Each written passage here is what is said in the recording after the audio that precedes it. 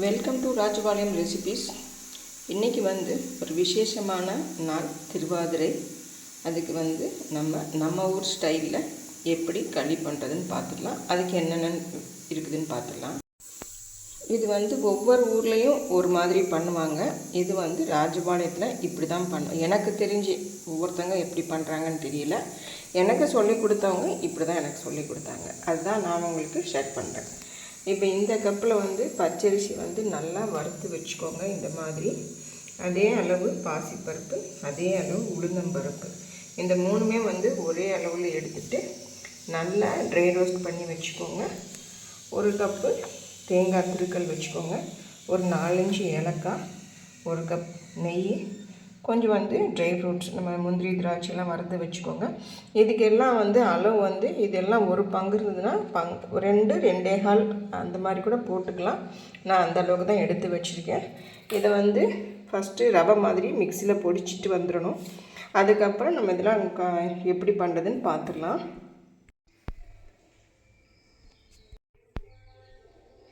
நம்ம இப்போ ஒவ்வொன்றா மிக்சி ஜாரில் ரவை மாதிரி பொடிச்சு எடுத்துகிட்டு வந்துடலாம். இப்போ அரிசியை இந்த மாதிரி ரவை மாதிரி பொடிச்சிட்டோம். நெக்ஸ்ட்டு ஒரு 4-5 ஏலக்காய் போட்டு பாசிப்பருப்பை உடைக்க போகிறோம்.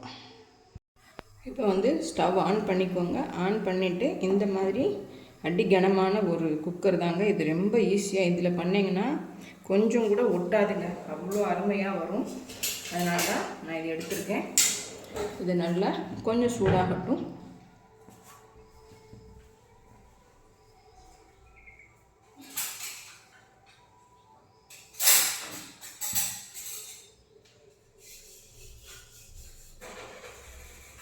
இதில் பார்த்திங்கன்னா இப்போ நம்ம எல்லாம் சேர்ந்த ஒரு கப்பு தான் நமக்கு வருது. அதனால் நம்ம வெல்லம் ஒரு 2 கப்பு எடுத்துக்கலாம்.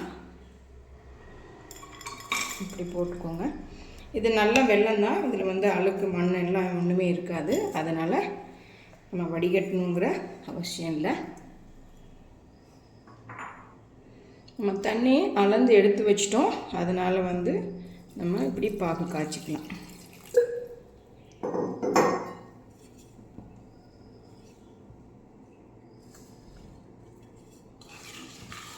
இது நல்லா கரையட்டும்.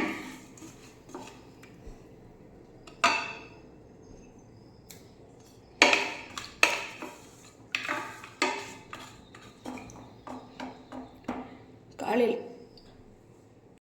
சீக்கிரம் எந்திரிச்சதுனால தட்டினா எல்லோரும் எந்திரிச்சிடுவாங்கன்னு சொல்லிட்டு இந்த மாதிரி குண்டு குண்டாக வந்துடுச்சு. முதல்லையே கட் பண்ணி வச்சுருந்துருக்கணும்.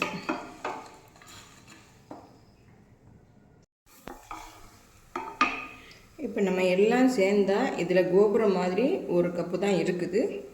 அதனால் இந்த வெல்லம் கரெக்டாக இருக்கும்.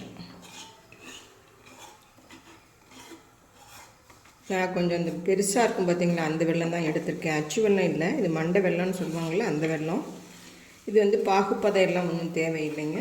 வெல்லம் கரைஞ்சா போதும்.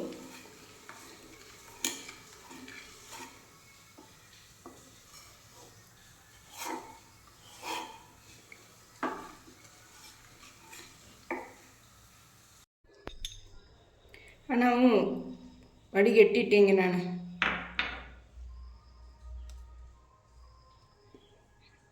வெல்லம் நல்லா தான் இருந்ததுன்னு நினச்சாலும் மனசு கேட்கல, வடிகட்டியாச்சு.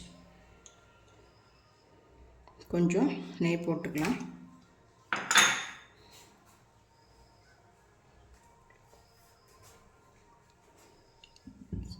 நெய் போட்டுட்டு இந்த ஒரு கப் தேங்காய் துருவல் வச்சுருக்கோம், அதை அப்படி போட்டுக்கலாம்.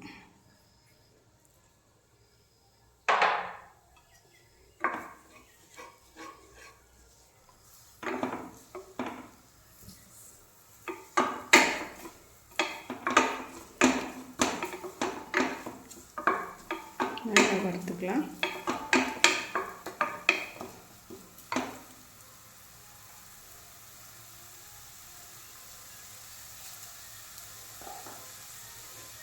இதுலேயே இந்த மாவை அப்படி கொட்டிக்கலாம். இது ஒன்றுமே கட்டி தட்டாது, நீங்கள் பயப்படாமல் கிண்டலாம். ஏன்னா எல்லாமே நெய் போட்டு வறுத்துருக்கோம். அதனால் உங்களுக்கு கட்டி தட்டாதுங்க.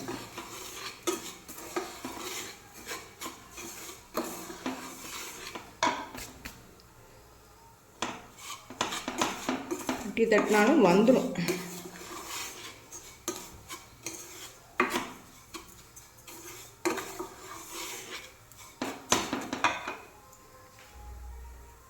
இப்போ வந்து வெல்லம் வடிகட்டி வச்சதை அப்படி ஊற்றிக்கலாம்.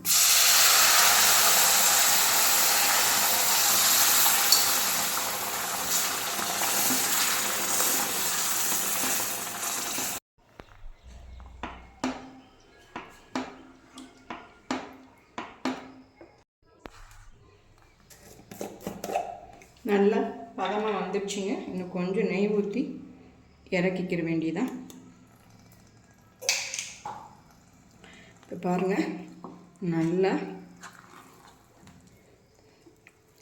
இன்னும் கொஞ்சம் விட விட இறுகி சூப்பராக பொல பொலன்னு கூட வரணும். கொஞ்சம் லேட் ஆகணும். நீ பாருங்கள், இப்படி தாராளமாக நெய் ஊற்றிட்டிங்கன்னா உங்களுக்கு கட்டியும் தட்டாது. சாமி நைவேத்தியத்துக்கெல்லாம் நெய் வந்து நிறைய விட்டால் தான் சாமிக்கும் பிடிக்கும், நமக்கும் பிடிக்கும். பாருங்கள், சூப்பராக வந்துடுச்சா? அவ்வளோதாங்க. இப்போ நம்ம முந்திரி திராட்சை போட்டுக்கலாம். இப்போ ஸ்டவ் ஆஃப் பண்ணிக்கலாம். பக்கம் வந்துடுச்சிங்க. அவ்வளோதான்.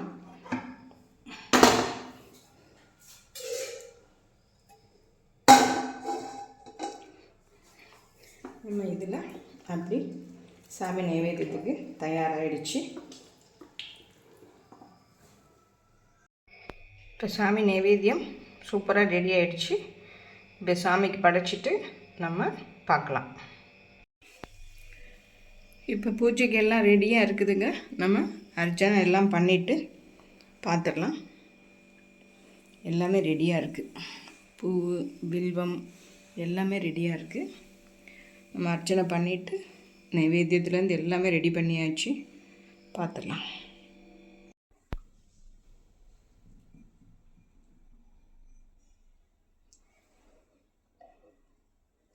இப்போ சாமி பூஜை எல்லாம் நிறைவேறிச்சிங்க. சூப்பராக திருப்தியாக சாமி கும்பிட்டாச்சு. இன்றைக்கி நல்லாவே வந்ததுங்க. களியும் ரொம்ப அருமையாக வந்தது.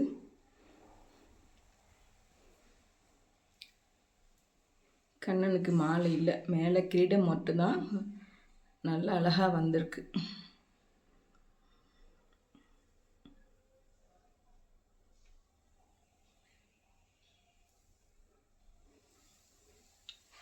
திருவாதிரை ஒருவாய்க்கிளின்னு சொல்லுவாங்கள்ல, அது இன்றைக்கி நல்லா நிறைவேறிடுச்சிங்க. சூப்பராக இருக்குது. நம்ம வீட்டில் சாமிங்க எல்லாமே இப்படி தான் பூஜை நம்ம வீட்டில் நிறைவே பண்ணியிருக்கோம்.